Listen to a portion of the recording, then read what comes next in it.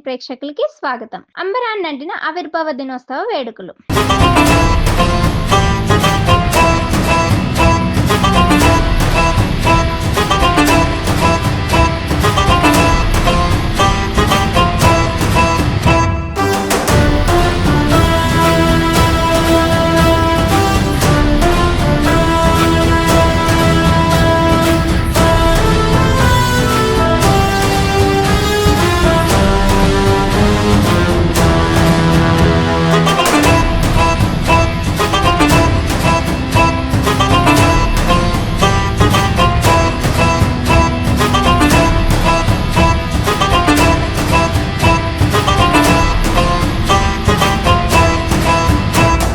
Incharge Dasarapalli Jayachandra Reddy ఆధ్వర్యంలో TDP ఆవిర్భావ దినోత్సవం.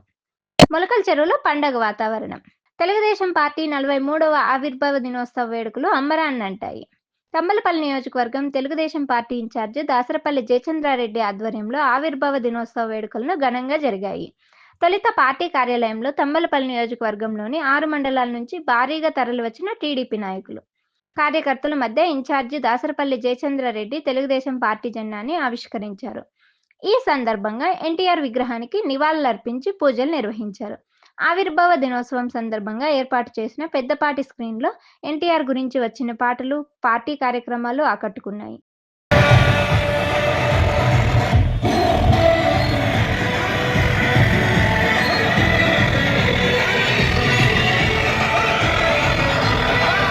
అనంతరం కార్యకర్తల సమావేశంలో మాట్లాడారు.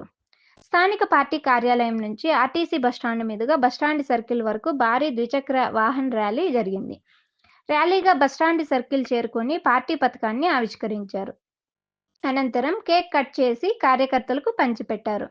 ఈ కార్యక్రమంలో తంబలపల్లి నియోజకవర్గ ప్రచార సమన్వయకర్త సీడు మల్లికార్జున నాయుడు, రాష్ట్ర కార్యదర్శి పర్వీన్ తాజ్, బీసీసీఎల్ రాష్ట్ర అధికార ప్రతినిధి గుత్తికొండ త్యాగరాజు, జనసేన పార్టీ నియోజకవర్గ ఇన్ఛార్జి పోతుల సాయినాథ్, జిల్లా కార్యదర్శి ఎర్రగుడి సురేష్, మార్కెట్ కమిటీ మాజీ vice chairman KV Ramana, Kurabalakota Thamballapalle మండలాల పార్టీ అధ్యక్షులు వైజీ సురేంద్ర యాదవ్, రెడ్డప్పరెడ్డి, 6 మండలాల నేతలు తులసీధర్ నాయుడు, విశ్వనాథ్ రెడ్డి, సిద్ధవరం ప్రసాద్, నాగేశ్వర్ రెడ్డి, భజంత్రి రామంజులు, సిద్ధవరం ప్రసాద్, ఫజుల్, గోపాల్ రాజు, డేరంగుల నారాయణ తదితరులు పాల్గొన్నారు. మన తెలుగుదేశం పార్టీ ఆవిర్భావ దినోత్సవం 43 వసంతాలు పూర్తి చేసుకొని 44వ వసంతంలో అడుగుపెట్టిన సందర్భంగా ఈరోజు తంబోలపల్లి నియోజకవర్గంలో ప్రతి పల్లెలోన, ప్రతి పంచాయతీలోన, ప్రతి మండలంలోన, తాలూకా హెడ్ క్వార్టర్లో అన్ని చోట్ల మన తెలుగుదేశం పార్టీ జెండాను ఆవిష్కరించి ఎంతో ఇది తెలుగుదేశం నాయకులు కార్యకర్తలకే కాదు, సపోర్టర్స్ ప్రజలకు అందరికీ ఒక పండగ వాతావరణంలో చేసిన దీనికోసం ఇంత కష్టపడిన నా తంబోలపల్లి నియోజకవర్గం ప్రజలందరికీ మరియు తెలుగుదేశం పార్టీ నాయకులకు కార్యకర్తలకు అందరికీ పేరు పేరున ధన్యవాదాలు తెలుపుకుంటున్నాను. ముఖ్యంగా అందరికీ తెలిసిన విషయమే, తెలుగువారి ఆత్మగౌరవాన్ని కాపాడడం కోసం మన ఆంధ్ర రాష్ట్రం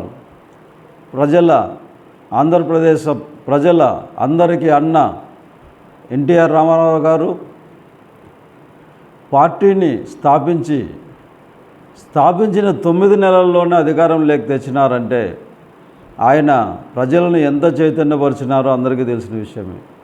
బడుగు బలహీన వర్గాల వారికి రాజకీయంలో కూడా రాణించగలగాల, దాంతోపాటు చదువుకున్న వ్యక్తులు పార్టీలో ఉంటే ఒక విజన్తో పనిచేసి పార్టీని ముందర తీసుకుపోవడం కాదు, పేద ప్రజలకు సేవ చేస్తారనే ఒక ముఖ్య ఉద్దేశంతో ఆ రోజు ఆయన పార్టీని స్థాపించి ఆయన పార్టీలో ఉన్న కీలకమైన పదవులన్నిటినీ చదువుకున్న వాళ్ళకి, బడుగు బలిగిన వర్గాల వారికి స్థానం కల్పించి ఈరోజు 43 సంవత్సరాలుగా ఈ పార్టీ ఇంత ముందుకు పోయిందంటే ఆ రోజు ఆయనకున్న ఆ ముందు చూపును ఆయనతో పాటు ఈరోజు మన విజనరీ నాయకుడు, మన ముఖ్యమంత్రులు నారా చంద్రబాబు నాయుడు గారు, ఎన్టీ రామారావు గారు ఏదైతే మొదలుపెట్టినారో దాన్ని ముందుకు తీసుకుపోవాలని, దీన్ని తీసుకుపోవడానికి ప్రణాళికాబద్ధంగా విజన్ 2020 అని, ముఖ్యమంత్రి అయిన వెంటనే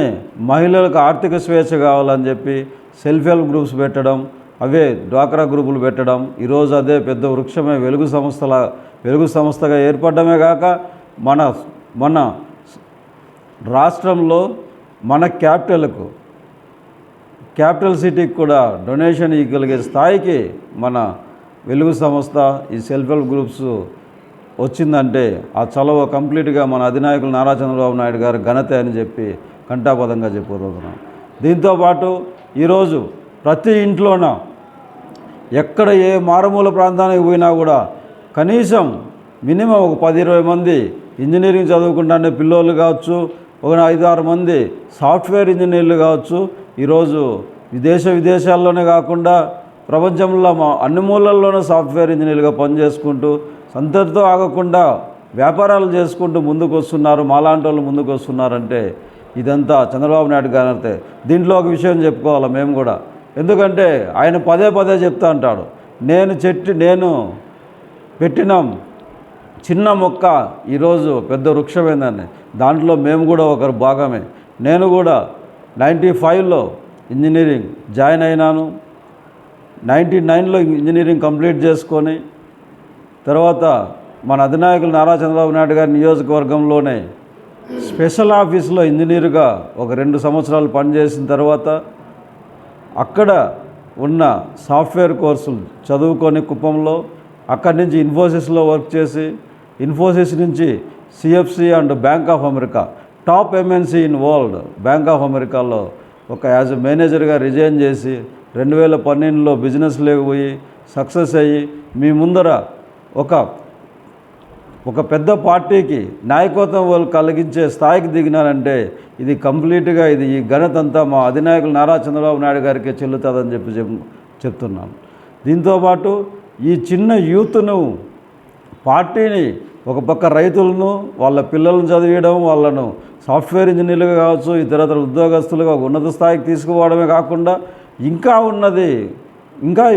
ఉన్న యూత్ని ఇంకా ముందరకు తీసుకుపోవాలనే దాంతో మన యువరక్తం, మన యువ నాయకులు నారా లోకేష్ బాబు గారు యువగలం మొదలుపెట్టి ఆయన దాదాపు 3123 కిలోమీటర్లు తిరిగి ప్రతి పిల్లాడికి, ప్రతి కార్యకర్తకి, ప్రతి నాయకుడికి దగ్గరై ప్రతి నాయకులు కార్యకర్తలకు ఉన్న ఇబ్బందులన్నింటినీ గుర్తించి వాళ్ళ కోసమని ఈ మెంబర్షిప్స్ పెట్టడం తప్ప, మెంబర్షిప్తో పాటు వాళ్ళకి 5 లక్షల రూపాయలు ఈరోజు ఇన్సూరెన్స్ ఇవ్వడం అంటే ఒకసారి ఆలోచించండి.